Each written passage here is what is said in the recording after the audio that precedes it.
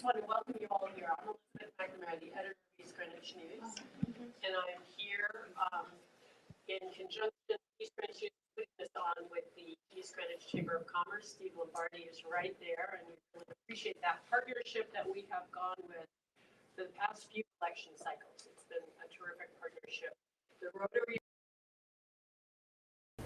selecting questions at random and then hoofing them over to me so I can read them. And we also want to thank New England Tech for providing this beautiful space. A couple more. And tonight we're starting with House District 24. This is a new district for East Greenwich. And we have Evan Shanley and Jonathan Martin here with us. And we really appreciate that all the candidates are here. I feel like it's a true public service to be, to run itself is a big deal. And to be able to provide this for our voters, I think is great. We're live streaming, but these will also be available on our YouTube channel up to the election. So you can send it out to people who you think might be interested in it. And with that, I see that's we have timers here. I just wanted to introduce the class and Greg DeGroot as our timer. And Jesse Tapa, his assistant Caitlin, are doing the AV. Thank you so much, you guys. And Steven is back there with that facial hair, doing our social media. So with that, I think I need the first, opening comments from both candidates. We will start with Jonathan Martin. Afternoon, thank you. Many of you know me. For those of you who do not, my name is Dr. Jonathan Martin. I'm a local physician, business owner, husband, father of 3. I live in Cohasset. I've been practicing medicine in Rhode Island for 14 years, and in that time I've managed about a dozen different local businesses, mostly medical practices, but ranging to real estate investment groups and even a analytic testing laboratory. I spent the first part of my career growing a business, which became the largest primary care and urgent care network in Rhode Island. And I now have the pleasure of working with that same group through their growth in both a clinical and an administrative capacity. I'm here today not because I want to be. I'm here because I have to be. And to be honest, I've never been comfortable in front of crowds. I apologize. I can't sit by and witness the untethered shift to the left of our current ruling Democratic Party any longer. I've spent my career taking care of patients and employees, and I now feel the need to stand up and take care of my neighbors at large. My debate tonight is not with the current rep. It is with all 3 of the current incumbent officials of the leftward-leaning Democratic Party. Some of the most progressive leftists that sit in our state house. They are not Democrats, to be clear. They are progressives. They should form their own party. Between the 3 of them, they have pushed our parents out of their children's education. They have disarmed law-abiding citizens, and they have shut down small businesses and laid waste to our children's development. The leftward faction of the Democratic Party has set us back 2 generations in just 10 years. They have kept us under emergency order for almost 3 years. They have gaslit us with fear of COVID, climate change, the loss of abortion rates, all while threatening our livelihood, our ability to parent independently, and our ability to defend ourselves. They have called every oppositional force fascist, misinformation, and hateful. But we are here to say tonight that the only fascist, misinformation, and hateful speech comes from the wayward left. The people who tell us that they are qualified to discuss sexuality with our children are not the people that we have elected. Frankly, they have lost their damn minds. I am here for my children and my parents. I am here for those who are entering vulnerability and for those who are inherently vulnerable. I am here to be the real voice of the people and make sure our vote is not fodder for the will of the Speaker of the House. I am here for the voice of reason and logic and to dismiss the hysteria. I am here to take back our vote so that it reflects our neighborhood's will and not the will of only the most powerful people in the state. I am here to unite reasonable Democrats and centrist Republicans, which encompasses the majority of our voters. I am here for you. Thank you. We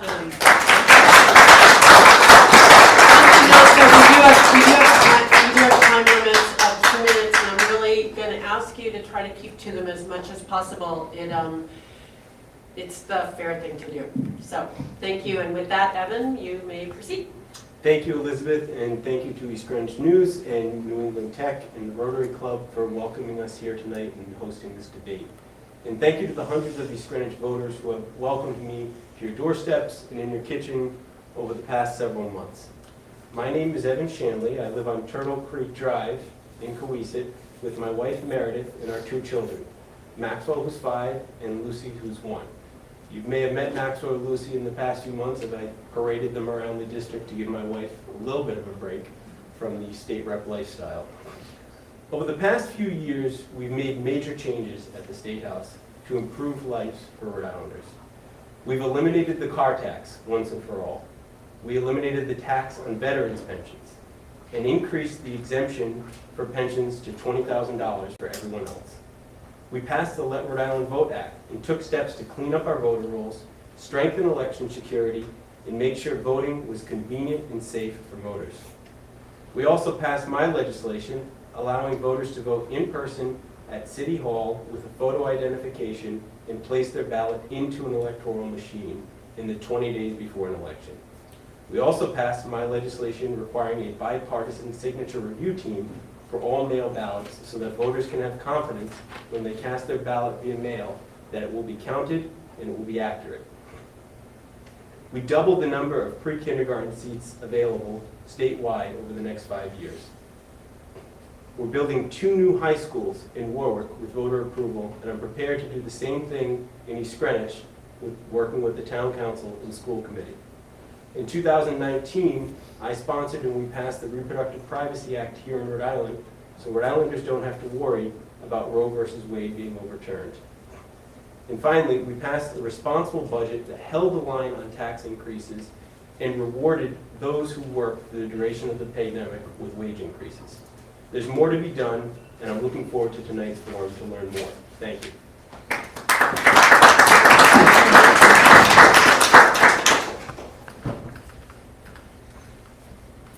We'll start with you, Evan, because we started with Jonathan before. What do you think are Rhode Island's best options for green energy? That's a great question. I think Rhode Island's best option for green energy has been the wind turbines that we've been working to develop, and Rhode Island has become a not only nationwide but a global leader in renewable energy, particularly with wind turbine farm off the shores of Block Island. And this year's budget invested millions of dollars more to ensure that all of the wind turbines of the future are going to be built and put out to sea in Rhode Island. So I think that's the number one thing. Number 2 is solar development. Rhode Island has invested a lot of money in solar development, and finding a way to store that solar development is going to be the next challenge. And I've been working with local businesses on lithium-ion battery storage facilities that could come into Rhode Island so that when we have peak usage in Rhode Island, we're not reliant exclusively on natural gas and oil, but we have these batteries that have stored up energy and are able to deal with the capacity issues that we have during peak usage. And it'll also help us deal with the energy crisis that we're facing now. So our investment in renewable energy has been substantial here in Rhode Island, and I'm looking forward to continuing down that path over the next 2 years. Thank you. Jonathan? I believe in climate change. The climate is ever changing. It goes from volcanic ages to ice ages and back again. We've lost 99.99% of the species on this planet multiple times, and we will lose them again at some point. We have had 6 mass extinction events in the course of our history on Earth, and we will have another. I do not, however, believe that we are the sole responsible reason for climate change. I'm an environmentalist. I believe in conservation of natural lands. I believe in clean water and clean air, and I think that is where our focus should be. I do not believe humans are the sole disruptor of climate, and I certainly don't believe that we can control the direction of our current warming trend. I do, however, believe we should be controlling the amount of pollution in our air and the water, but the U.S. has some of the cleanest water in the world. We have less carbon emissions in the United States per capita than Canada. The urgency you hear coming from the far-left Democratic Party is designed to scare you. It is designed to push new technologies upon you before they are ready for prime-time adoption. The urgency is hysteria. I do not believe we have to rush to eliminate our carbon footprint personally, and I don't think we need to do it in 2 decades, certainly. I do not believe giving up your gas-powered leaf blower is going to save the planet. I certainly don't think that people like Barack Obama and Nancy Pelosi would have purchased beautiful waterfront property if they thought it was going to be underwater in the next 20 years. Innovation stops for no one. And someday, I promise you all, that our energy resources will be clean and natural and renewable. That time is not today, and punitive and financially distressing policies on our current energy sources only serve to worsen our current standard of living. Right here in Rhode Island, people today are turning to cutting down trees in their backyard and burning wood for fuel because the cost of oil, gas, and electricity has exploded. The hysterical climate policies promulgated by our current leaders has worsened our air quality, not improved it. Let's focus on cleaning our water, cleaning our air, and picking up our litter, and regulating egregious polluters. But do not force alternative energy sources on regular working people who cannot afford them as they emerge from conception. I will end with a fact. The carbon footprint of a Tesla battery in a Model 3 is the same carbon footprint of 60,000 miles driven on a BMW diesel. Okay. God forbid you ever have to replace that battery. There is no break-even point for an electric vehicle. You spend more on carbon Okay, energy you really emissions do with an need- electric vehicle than you do with a gas vehicle. Jonathan, Thank you. I need you. You're agreeing to the rules of this particular forum, and I understand you have a lot to say, Sorry. but I need you to abide. Thank you. We want to hear it. I get it that you guys have desires, but this forum, we've run these forums before, and the rules were the rules, so I appreciate, you're welcome to cheer and clap afterwards if you want, but I'm happy that so far everybody's been respectful while people are speaking. Thank you. Developers currently have the ability to, this will go to Jonathan. First, developers currently have the ability to bypass municipal zoning regulations if they make 25% of their project affordable, as indeed restricted. Would you seek to change this? Say it again? Sorry. Developers in the state currently have the ability, it's a state mandate, to allow, or a state law, to allow developers the ability to bypass municipal zoning regulations if they make 25% of their project deed restricted affordable. Would you? It sounds a little bit silly. If you're making 25% of your property affordable living space, there is still profit built into affordable living space. Affordable living space, defined as 120% of the AMI, is not without profit in it. And so I'm not sure we need to be giving anyone any discount on developing land here, developing living spaces, because they have to meet the HUDs, the HUD's requirements for affordable living space in the town.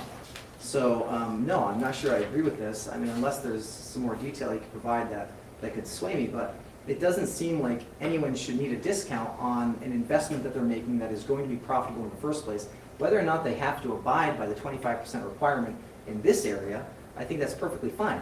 This is the requirement for our district, and so shall it be. I don't think there should be any discount or any tax reprieve from developing land that you're going to profit on.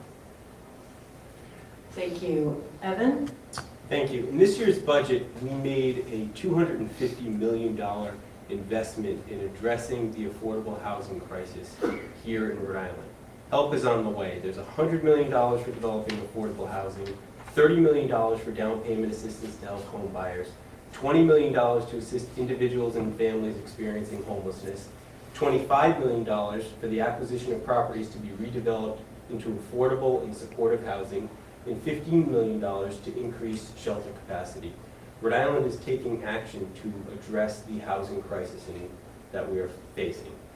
With respect to overriding local ordinances, I would disagree with the current state law. I think there should have to be a higher threshold if we're going to be overwhelming the will of the town councils and school committees. They are local, they know best, so we should defer to them where possible. Thank you. Thank you. Go back to Evan.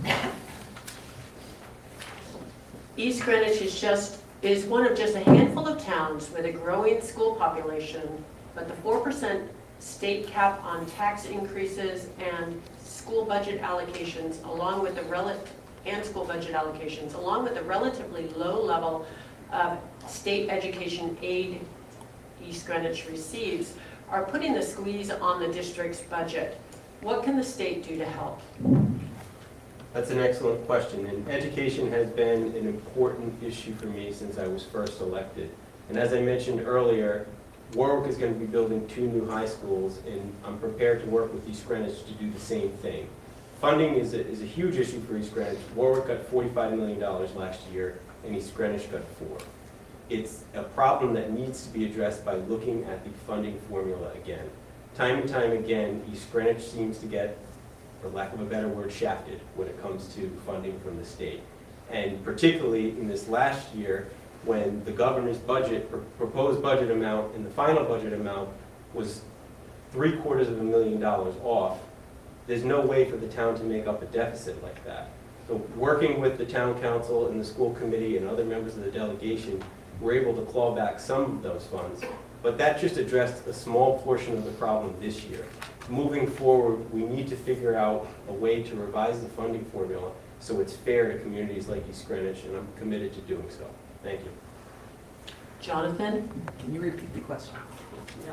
It's a long one. It's kind of a long one. Take your time. And it I don't is, have time. it is East Greenwich centric to a certain degree. East Greenwich is one of just a handful of towns in the state with a growing school population. But the 4% state cap on tax increases and school budget allocations from the towns, or the municipality, along with the relatively low level of state aid, education aid East Greenwich receives, are putting the squeeze on the district's budget. What can the state do to help? So the question is, should we be able to lift the cap on the residents of East Greenwich to increase their taxes, to fund more schooling, right? That's the question. No, No? no. We mentioned that there is a state cap and that the school budget allocations are also capped, and there's a relatively low level of state aid, and a growing school population. And so how do we address it? Good question. That's to you. So how do we address it? And one option would be to remove the cap on the taxes and put more taxation on the people of East Greenwich. That's one solution. I don't think that anyone in the town of East Greenwich right now wants to see their taxes go up any further. They have to deal with rising costs of energy, heating their home, filling their gas tank. Certainly I don't think they want to add any taxation to them. I suppose the question is, can they get a better education elsewhere? And do they have the choice? Do they have school choice? If we send our students to other areas that have better education systems that are more cost effective, and maybe that's the answer. But should we allow for an uncapping? I suppose it's a question for the people. The residents of East Greenwich and of Warwick can decide whether or not they want to increase their taxation to add to the paucity of funds that are being received by the state. And that's a question, it's a question for the people. It's not even a question for me. Actually, it's a state law about the 4%. Perhaps it should change. It's a question for the people, it's a question for the General Assembly. Is that how we want to handle this? Do we want to increase our taxation, or do we want to open up the ability to allow students to find education in areas around the state that may not be your hometown? And that's the right answer, I think. Okay, thank you. This one will go to you, Jonathan. Thank you, Eric. Again, shout out to the Rotarians there getting their exercise. Pyrolysis and gasification facilities, often touted as advanced recycling, have been proposed in various communities in Rhode Island, including in West Warwick on the border of East Greenwich. What are your thoughts on this technology and legislation to allow it? Well, first of all, I think pyrolysis, the cremation of waste, is usually pretty polluting, although I'm sure that the businesses that are applying for those applications promise to be unpolluting. I think that it's a question, again, for the people of the town. Do you want a medical waste facility next door to your home? Do you want a medical waste facility nearby you? Do you want the potential whatever pollutants that come out of there raining down upon your home. And so it's a simple question for the town of whether or not you would like to have this here. Some people may find that the revenue that it brings in, the taxes that it brings in, may be worth having a pyrolysis center here. I think from all the signs I've seen, most people don't want a medical waste center or a pyrolysis center or anything like that in East Greenwich, especially when it's close by to residential neighborhoods. But again, it's a question for the people. They will tell me how to vote, not the other way around. I am one of 15,000 voices in this district. This is up to you. It's a conversation that everyone must have, but it is up to the people. Thank you. Evan? Thank you. Last year, the General Assembly passed legislation to block the West Warwick incinerator project. And I played an active role in defeating that legislation because I have a constituent, Mike McMahon, who owns a daycare that would have abutted the incinerator project. There's no scientific study that's been done regarding that technology to determine if it's safe to put in a residential area. That's why I oppose the project, and that's why I will continue to oppose any projects like it in the state of Rhode Island until and unless the science shows that it's safe. Thank you. Thank you. And Evan? The truck toll instituted under Governor Raimondo has been ruled unconstitutional. Do you agree with the state's decision to appeal that ruling? If the ruling stands, how can we make up the $40 million annually the tax has gotten from the truck tolls? That's a great question. I would not have put up the toll gantries to begin with. I think that there were questionable legal underpinnings to put them up, and now we're paying the price. I think it's a smart decision to appeal the decision so that we maintain some leverage to negotiate some sort of compromise with the truckers and an ability to bring parties to the table to come up with another solution. Recently, the infrastructure bill passed federally is going to bring us more than enough money for the next few years to deal with all of the infrastructure projects that we had planned pursuant to roadworks. In the meantime, I'm looking forward to getting to work to find an alternative solution to fund the needed road and bridge repairs that we have here in Rhode Island. Thank you. Thank you, Jonathan. I agree. I can tell you I certainly was never a fan of having tolls put up on our highways to regulate whether or not truckers were going on and off our highways when there's no evidence that they actually do ruin our roads any more than normal gas vehicles that we drive every day. It seemed that the plan was simply to enact tolls upon cars that drive those roads every day. And we will see, because the Democratic Party in Rhode Island has chosen to put those gantries up. Now Nick Mattiello is gone, and I'm not sure who, maybe Evan, is going to prevent them from being used upon our cars. I think $40 million is probably easily gotten if we open up our state to more friendly business climates, to bring people in instead of driving people away, to make sure that our state is a place where people look to innovate, to bring business, to employ people, to raise their families without worry of poor education in their towns, without worry of unsustainable taxation on their property, without worry about unsustainable income taxes. I think we can make $40 million up pretty quick with just a little bit of friendly business attitude toward people. So I think the gantries should come down, they should be destroyed. The people who put them up should probably be held liable to a certain extent, and we should move on, make our state more business friendly to make up that $40 million in any other way we can find. Thank you.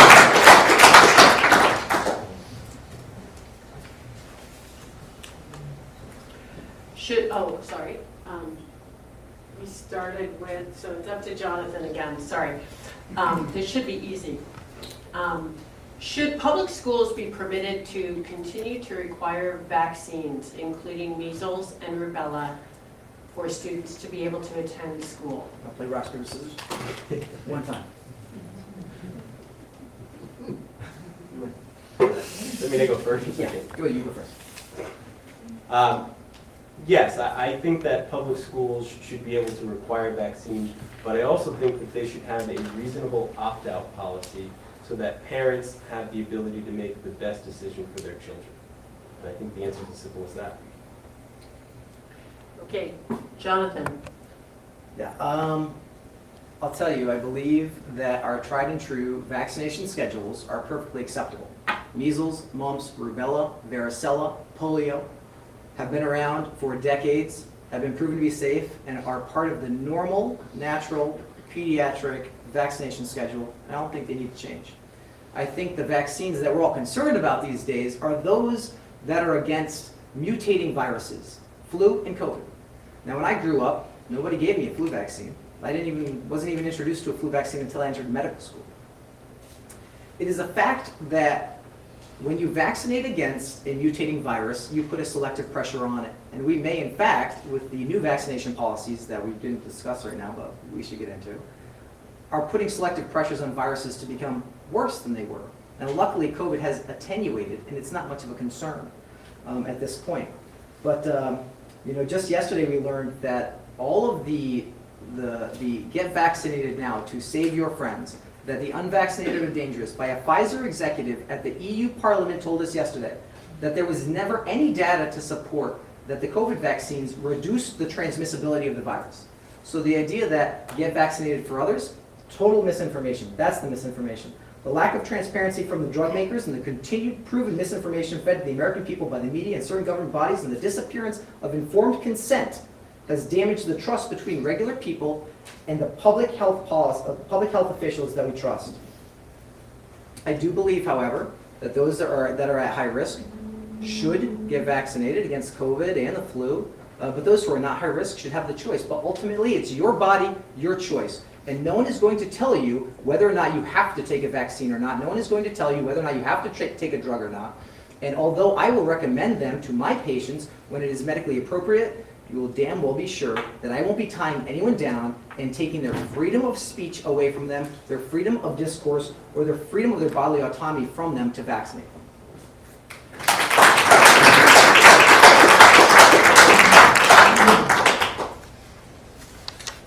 All right, this one goes to Jonathan. What do you think of Rhode Island's recent gun laws, and should Rhode Island go further? Second Amendment shall not be infringed. The House Bill 4327 is one of the most oppressive, unconstitutional disasters I've ever seen pass through our state house. If this law survives the courts, every law-abiding citizen that owns a standard-sized magazine for a sidearm or a rifle will be a felon, with the potential for a 5-year prison sentence. Find me anywhere in history of human civilization where the people who disarmed their citizens, silenced dissenting points of view, and prevented individuals' rights to gather and move freely about were the good guys. You will not. Disarming our citizens is one step toward total authoritarian control of a government. These nitwit progressives have passed a bill which aims to disarm us, and they will not stop at our magazines. I'm also fervently against gun registries. Tell me whether or not we would be better off if the British knew where all of our muskets were hidden. The Second Amendment is not written to protect you against your neighbor. It is written to protect you against your tyrannical government when they come about. I am, however, very much in favor of gun control. Get the illegal guns off of the streets. If you commit a crime with a gun, straight to jail. Maximum sentence for the offense. No more soft on crime. No more charging people with leaving the scene of a crime and not murder. No more letting these people go and get back on the street to get another illegal gun to commit another crime and making law-abiding citizens the felons. Enough is enough. Thank you.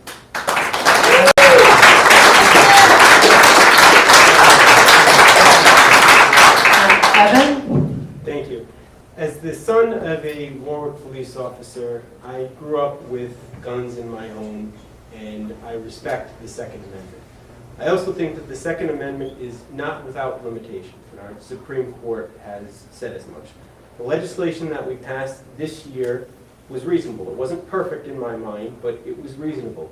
We ended the sale of high-capacity magazines and firearms to minors, and we're stopping anyone other than hunters from open carrying a loaded weapon. Now, we've all seen the horrors that have gone on at schools across our country with school shootings, and everybody has the same objective to try and stop these school shootings. But gun control legislation alone is not going to address it.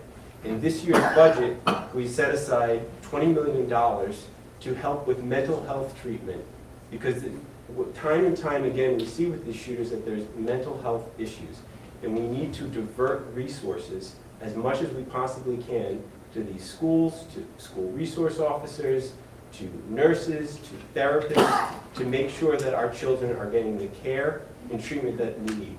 I'm also in support of putting school resource officers in every school, and I think this is something that we can do with state funding. And finally, unfortunately, it's reality that we have to reinforce our schools. We have to make them safe from active shooter situations. So I'm in support of an all-hands-on-deck approach. We need to balance Second Amendment rights with the safety of our children. And when it comes to weighing those two things, I'm always going to come out on the side of the safety of the children if it's a reasonable compromise. Thank you. Can I rebut for that? I think it was in the Yes, rules. you can have 1 minute for Perfect. rebuttal. I agree with a lot of what Evan said, actually. But I will tell you that the root cause of school shooting has nothing to do with gun laws. The root cause of school shootings is the progressive politics that we have pushed upon our people for the past 10 years. We have created monsters. We have not paid attention to the mental health of our children. We have ignored it. We have confused them. We have allowed teachers to speak to them about things that no one should speak to them about but parents. That is the root cause of school shootings. That is the root cause of crimes committed with guns by teenagers and children. It has nothing to do with gun laws and disarming law-abiding citizens. Okay, thank you.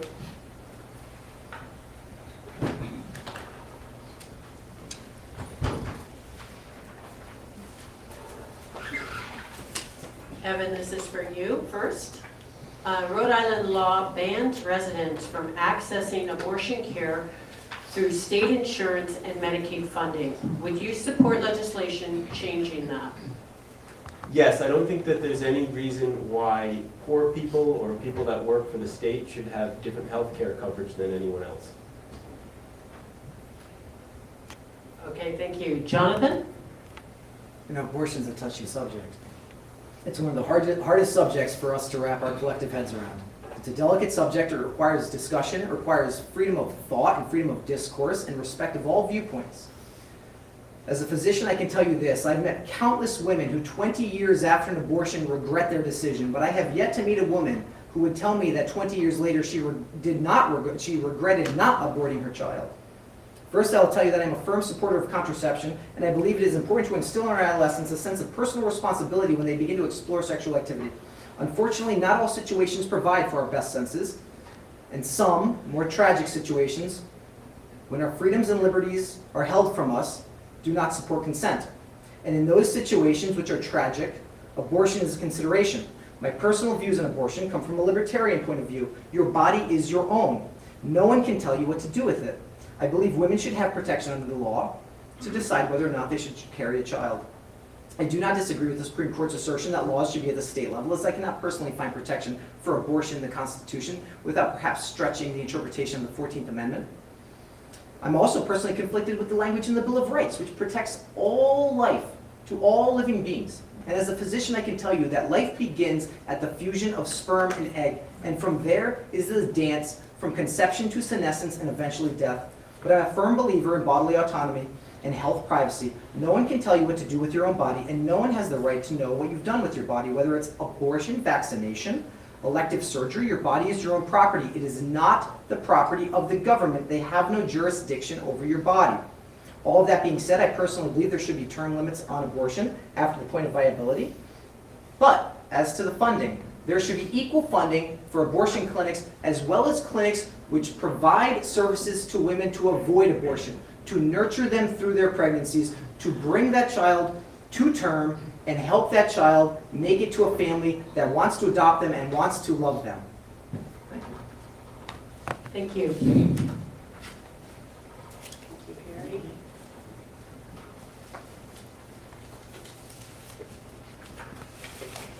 This is for you, Jonathan. East Greenwich is mandated by the state to have 10% of its housing stock deed restricted affordable. How can you help East Greenwich, reach that goal? I'm not sure I want to. I'm not sure that it's right to force a town to have some percent of their housing in some sort of affordable category or high affordable, or whatever it is. I think that when you move to a place, you go to like-minded individuals. You want to be around people that share your culture, share your views, share your beliefs. And I'm not sure that social engineering is really acceptable in my eyes. That being said, East Greenwich has a lot of housing projects currently going on. We've got, let's see, East Greenwich. We've got 38 units going up behind the American Legion on Main Street. Franklin Terrace has 12 units going up on River Farm Drive. 21 units, now 13 potentially for Coggeshall on South Pierce. 5 new townhomes on Duke, and 12 units on Exchange Street, and 6 units at 461 Main Street. There's a consideration to when those units are filled, who will pay to have them go to school? Will the tax revenue be able to provide for all of the individuals that are living in those units? Are we setting ourselves up for nothing more than more taxation? Will we simply drive people away from certain areas when you start with these sort of policies? But I do believe that we are doing our best to make sure that we maintain diversity of income in East Greenwich, but I do not believe we need to do any more than we've currently done at this point. Okay, thank you. Evan? Thank you. In this year's budget alone, there's $125 million available for cities and towns to help develop affordable housing. So if I'm re-elected, I will work with the town council to look at the best spots and best ways that we can get the resources from the state and bring them to East Greenwich so East Greenwich is able to meet its quota. You have to work with local elected officials to make sure that affordable housing is being put in the right location. And if re-elected, I'll do that, and I'll help coordinate available state and federal funds to make it happen here in East Greenwich without a significant burden to the taxpayers. Thank you. Thank you. Evan, we will start with you. Rhode Island protected the right to abortion in the state a couple of years ago. What is your stand on abortion rights? I guess we kind of covered this one. We'll pull it back out of the archives. Did we get a different one, a separate one? Yeah. I sponsored the legislation, so I don't think that there's any. Okay, all right. We're running out of time, so I want to make sure we cover as much issue as we can. This one's also slightly been touched on. Do you agree with the commitment to make Rhode Island 100% green energy sourced by 2033 and net zero by 2050? Is this practically and economically feasible? I agree with setting the ambitious goal of getting there. And the Act on Climate requires the state every 5 years until 2050 for us to try and get there. If along the way it becomes impractical for us, we have the power as an assembly to change the law so that it is more reasonable. But I think we need to set that goal, and we need to try and promote alternative energy and the green economy as much as possible, because the economy in Rhode Island as a whole is dependent on us having a clean environment. So I do support the Act on Climate, and I support it in part because it's flexible. If we aren't meeting our goals, we can look at things and revisit things every 5 years to make sure that we're on a reasonable track and we're not putting folks out of house and home with any policies that we're drafting along the way. Thank you. Thank you. Jonathan? I mean, unfortunately, we are putting people out of house and home with the policies that we have. Cost of energy, we're putting people out of house and home. We're forcing them to go toward energy sources that are actually dirtier than we have currently available to us, because the cost of those efficient fuels is out of reach for many Rhode Islanders. As I said before, I believe in climate change, but climate change goes from a volcanic age to an ice age and back again. And we will deal with weather for as long as we're on the planet, and we will not be on the planet forever. I think to set goals of 3 decades, not even, to become net carbon zero emissions is absolutely insane, unattainable, and totally irresponsible to even put into legislation. It is a waste of time.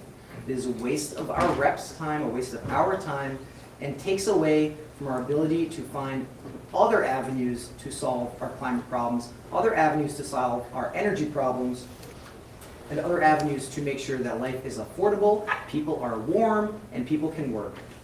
Thank you. Could I have a 1-minute response? Yes. Thank you. So the energy crisis that we're experiencing now is not a result of state policy. Energy crisis is a worldwide issue that everyone is facing because of the war in Ukraine. That is why there's a gasoline shortage. That is why there's a food shortage. To say that Rhode Island's Act on Climate is what's impacting the energy crisis that consumers are facing now is not correct. Because the price of gasoline and the price of your home heating oil is dependent on what people around the world are paying for that product. ExxonMobil is not running a charity. If they can sell it for $10 more a gallon somewhere else in the world, they're going to sell it somewhere else in the world. So right now we're being subjected to the whims of the global market and dictators abroad, and there are national and international implications that have led to the current energy crisis. And the other thing about the Act on Climate is that the goal is net zero ultimately. It doesn't mean that you're not going to be able to have a gasoline-powered car. It means it's going to be offset by alternative energy. Thank you.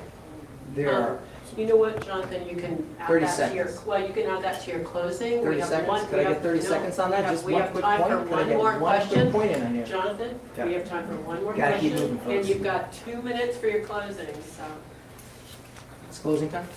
Not yet, we have one more question, and this goes to you, Jonathan. Would you back universal pre-K for the state in light of childcare shortages and the high cost of childcare? I would if I trusted Rhode. I do not believe we're doing a good job educating our children. When we look at the curriculums promulgated by the state, I think they're dangerous. I think they are without any parental input, it seems in many cases. The RICAS scores where we have 7% of our students able to pass their math tests in this state, in Newport, which isn't even the worst of all of our towns or cities in the state. We obviously are not doing a good job at educating our children, so I think it'd probably be a better option to provide some sort of relief to people to find private pre-K education. It goes back to school choice, it goes back to where we take our tax dollars and how we educate our children, where we put the money, but certainly I do not support having the government educate anyone more than they are now. Thank you. Evan? Public education is one of the most important issues that we face, and it's an important issue for my family. My wife Meredith is a special educator in the Warwick school system. My stepmother Patty was a teacher in the Warwick school system. My uncle Brian Shanley was the president at Providence College for 15 years and is now the president at St. John's University. My family has a passion for education. And one thing that they'll all tell you is the earlier you get to kids, and the more you instill values in them at a young age, the better students they are going to be long term. So I think that there's no better investment that we can make than expanding universal pre-K access, and it will pay off for our children in the long term. Thank you. Okay, we're unfortunately, we're going over a little, but we'll do closing statements now, and we will start with Evan. You have 2 minutes. Thank you, Elizabeth, and thank you to the Rotary Club and everybody who participated in volunteering and timing us. It's been an honor and privilege to represent District 24 over the last 6 years. And I'm thrilled to now add a slice of East Greenwich to double the town's influence in the General Assembly. And I look forward to continuing to build relationships with the Town Council and the School Committee in the years to come. I've heard some of the concerns of East Greenwich residents tonight, and I've heard them on doors over the past few months. I'm ready to help address these problems raised by inflation and high energy costs. We can eliminate the tax on Social Security benefits, at least temporarily. We can also eliminate the 4% tax on energy and home heating oil. We can make it easier for small businesses by creating a one-step website for businesses looking to start and grow here in Rhode Island. We can expand healthcare access and lower costs. We can rein in the sale of your private information to large tech. we can meet all of the big challenges that await us over the next 2 years. Being independent-minded is a good thing. I haven't been afraid to vote against House leadership in the 6 years I've been in the General Assembly, and the Providence Journal has recognized me for it on multiple occasions. Serving as an effective member of the legislature requires you, however, to be part of a team, and I have a record of results as being part of a team in the General Assembly that has delivered for the city of Warwick, and I'm prepared to do the same for East Greenwich. So I ask for your vote. If there's any issue we did not cover here tonight, or you want to talk to me, please visit my website at shanleyferrari.com. My cell phone is on there. You can text me, call me, email me, anytime, day or night. Thank you again to you, Elizabeth, and everybody for having us.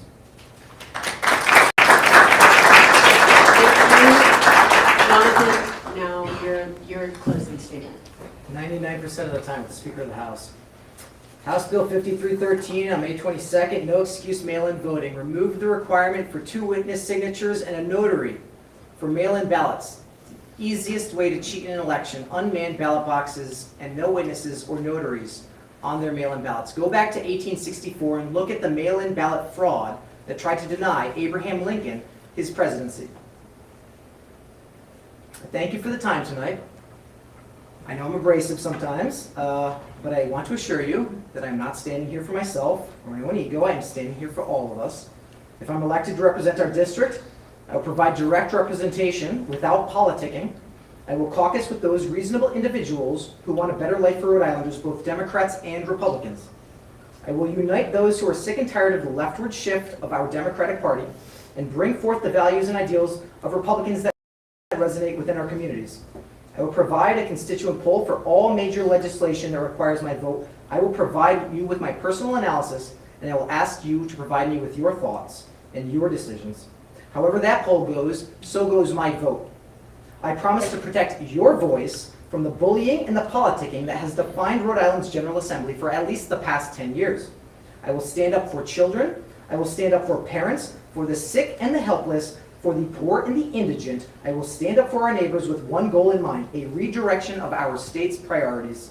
If you want honest, direct representation, vote independent on November 8th. Thank you.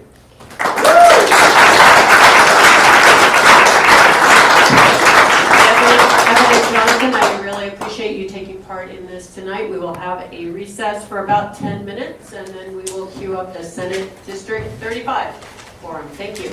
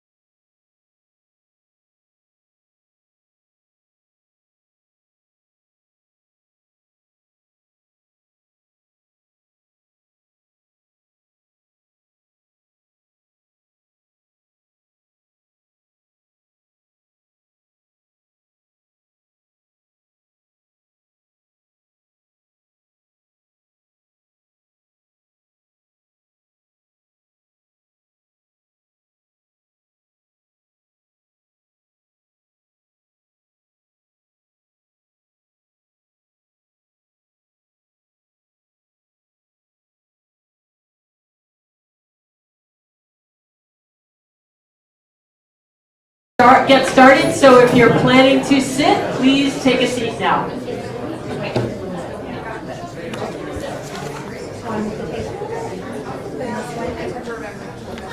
How's it going, Jesse?